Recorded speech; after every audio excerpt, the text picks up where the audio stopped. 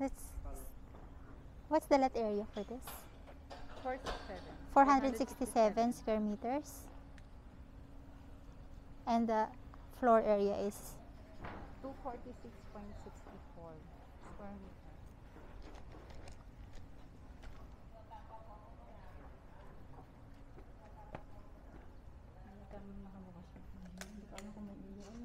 wow.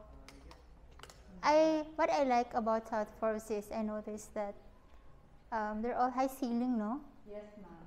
So this one is Daytona model, one of the model unit at Miami.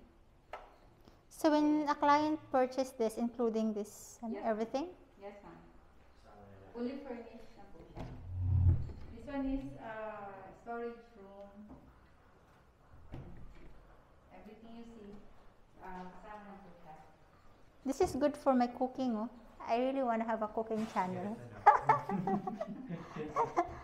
I want to have like an island on a kitchen for my cooking shows. Ito, This is the maid's maid's room. room.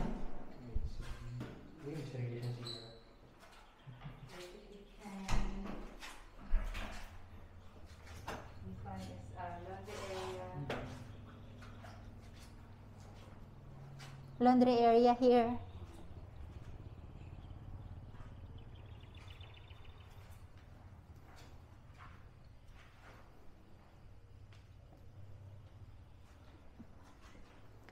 And this here storage.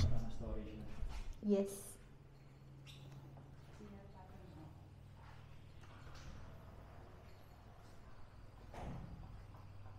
This one, ma'am, is For parking. no. This one is office area. Then, yun nga, ma'am. Pwede mo siyang i-convert into other room kasi may sarili siyang CR. Oh, what's the access for this? Just this entrance? Yes, ma'am. You need to pass here for you to access here. Mm-mm. So if you own this, you can either convert this to a pool. Mm-mm. I've seen houses in New Manila where there's a pool here and then there's like marbles here and then they pass by their office. Then another door.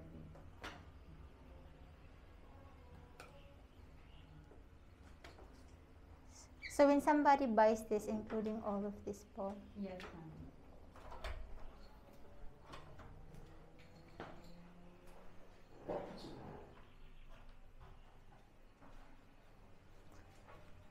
this is 30ish something.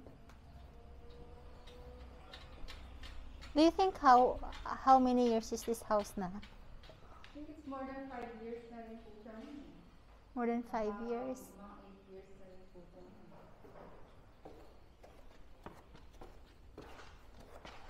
You first po.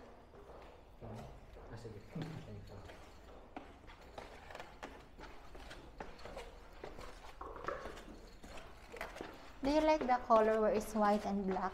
It looks modern, no? If this is the color.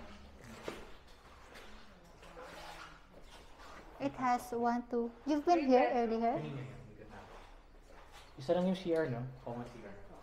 And how big is the balcony here? I want to see the balcony here. May terrace po siya. Iangat ko ka na. Baka na nasilip ko na. Terrace po siya. Hindi ako It's okay, it's okay. Is this the master's bed? No, ma'am. Doon sa kabila. Ayun, ma'am. And this one is common toilet? Yes, Common toilet and bath. For the kids po. Ito. Yan.